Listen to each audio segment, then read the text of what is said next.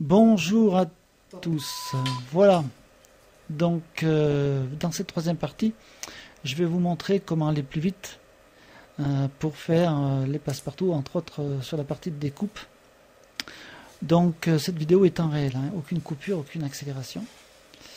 Je me suis enregistré tout simplement au caméscope. C'est pour vous montrer qu'il y a des méthodes assez rapides. Donc là, je prolonge sur les bords de la photo, donc le papier, sur la partie blanche, en extrémité de la partie blanche, je reporte l'encadrement de la photo.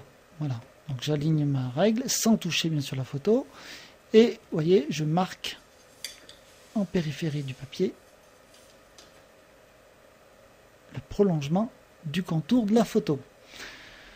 Le but après sera de les reporter sur l'arrière de la Marie-Louise.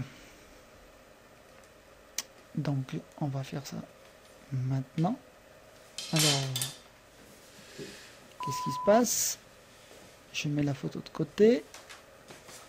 Et là, j'amène ma Marie-Louise avec un gabarit que j'ai fabriqué, qui en gros est le simple. C'est une Marie-Louise que j'ai découpée en mettant bien centré la découpe d'une feuille A4. Ce qui me permet de positionner, grâce à ce gabarit, la feuille sur l'arrière de la Marie-Louise. Alors, après 2-3 pratiques, vous apercevrez que la feuille bouge strictement pas.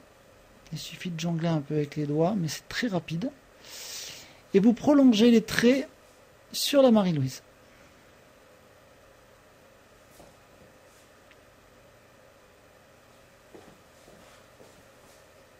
Alors pour info, si vous voulez faire un encadrement blanc autour de la photo, il suffit de rajouter 1 cm de plus pour que le bord blanc soit pris en compte. Bon, je ne le fais pas dans cet exemple, mais je vous donne juste l'info. Donc là, qu'est-ce qui se passe? Eh bien, grâce au repère que j'ai reporté sur l'arrière de la Marie-Louise ou du passe-partout, hein, comme vous l'appellerez, donc je recrée en fait le contour de ma photo sur l'arrière de ma Marie-Louise. Pour info, pour gagner encore plus de temps, c'est-à-dire être encore plus rapide, il y a possibilité lors de votre édition via Photoshop de faire les petits traits que j'ai fait tout au début, de les imprimer sur la feuille blanche. Comme ça, vous avez juste à reporter les petits traits sur l'arrière de la Marie-Louise. Voilà, c'était juste une info pour gagner encore plus de temps. Je ne l'ai pas fait là, mais ça aurait pu être fait. Donc là, maintenant, je vais effectuer la découpe.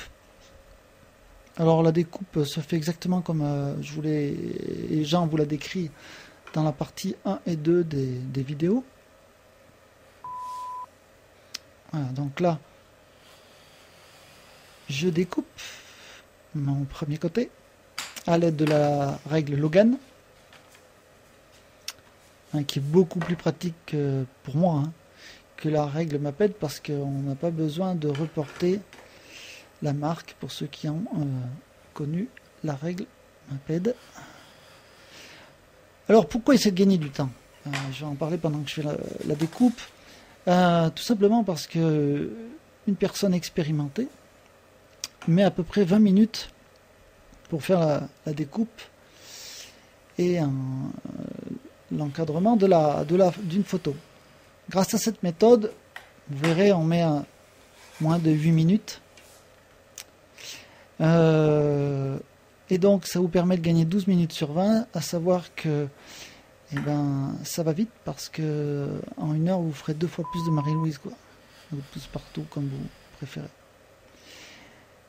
Et je peux vous assurer que diviser le temps par 2, je pense que je peux aller encore plus vite que ce que j'ai mis sur cette vidéo, mais c'est pas négligeable, parce que passer une après-midi à faire des Marie-Louise, ça va bien quand on apprend, mais après, lorsqu'on veut aller vite, et des fois on en a une dizaine à sortir, donc vous faites la comparaison entre 10 fois 20 minutes, à savoir 200 minutes, et 10 fois 8 minutes, ça fait 80 minutes. Donc voilà. Hein. Donc il y a des choses plus intéressantes à faire que une après-midi de découpe. Donc là, je pose le premier scotch qui permettra de fixer la partie haute de la photo sur le passe-partout ou la Marie-Louise. Donc je positionne ma photo. Donc à toujours attraper la photo par les bords, hein, pour pas l'abîmer. Et puis là, donc, je vais effectuer le positionnement du passe-partout sur la photo.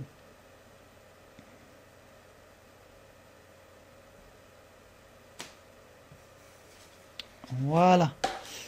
Donc la photo elle est tenue sur le passe-partout. Et maintenant, on met les bandes adhésives pour fixer l'encadrement et le carton, bien sûr, qui sera derrière.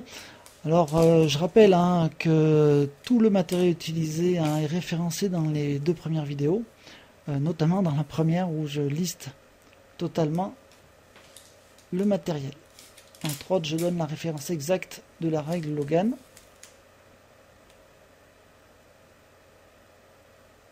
Voilà, et puis je me permets d'insister auprès des débutants que lors de la découpe du cadre, ne pas hésiter à changer la lame de la règle Logan.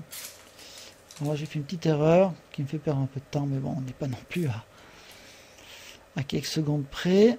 Et oui, donc avoir une lame bien affûtée, que ce soit pour le cutter ou pour la règle Logan, surtout quand on débute, ça permet d'éviter des erreurs. Donc voilà, donc là on va approcher le carton. Voilà, le travail va être fini. Vous regarderez le timer, et vous verrez que c'est fait en moins d'1 minute. Voilà, donc là je fais une petite erreur, hop, et ça arrive toujours, on fait toujours quelque chose, voilà. Et donc là, j'approche la photo sur le carton.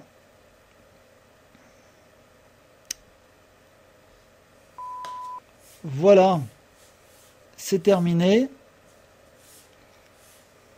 Alors, on appuie bien pour que le scotch prenne derrière. Et voilà, c'est terminé. Voilà, je vous souhaite une bonne continuation. À disposition s'il y a des questions. Et puis à vous de jouer. Bye, ciao.